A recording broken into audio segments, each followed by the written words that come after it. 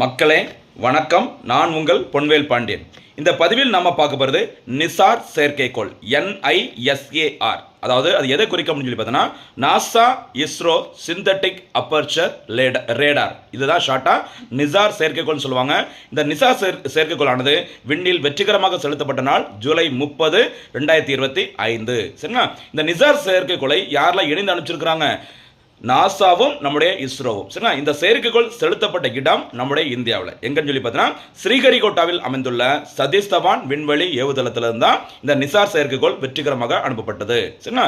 நிசார் செயற்கைக்கோள் என்பது ஒரு சூப்பரான அதிநவீன புவி கண்காணிப்பு செயற்கைக்கோள். சரி, அந்த எல் பேண்ட் எஸ் பேண்ட் சொல்லுவாங்களே, அந்த மாதிரி ஒரு சூப்பரான ஒரு லேட்டஸ்ட் அதிர்வெண்களை கொண்டு பூமியை கண்காணிக்கும் ஒரு சூப்பரான செயற்கைக்கோள். ஓகேவா? ஒரு ரேடார். ஓகேவா? ரேடார் கூட சொல்லலாம். இந்த ரேடார் தான். ஓகேவா? எக்ஸாக்டாக சொல்லலாம், ரேடார் தான்.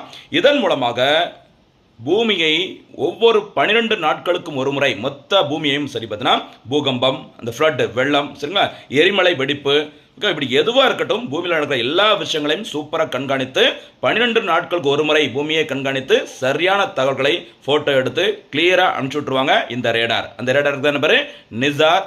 மறக்கக்கூடாது, நாசாவும் இஸ்ரோவும் இணைந்து அனுப்பிய ஒரு செயற்கைக்கோள். சரியாமா? இன்றைய பதிவிற்கான கேள்வி: நிசார் செயற்கைக்கோள் எப்போது அனுப்பப்பட்டது? நிசார் என்பதன் விரிவாக்கம் மற்றும் அதனுடைய பயன் என்ன? கரெக்டாக கமெண்ட்ல சொல்லுங்க.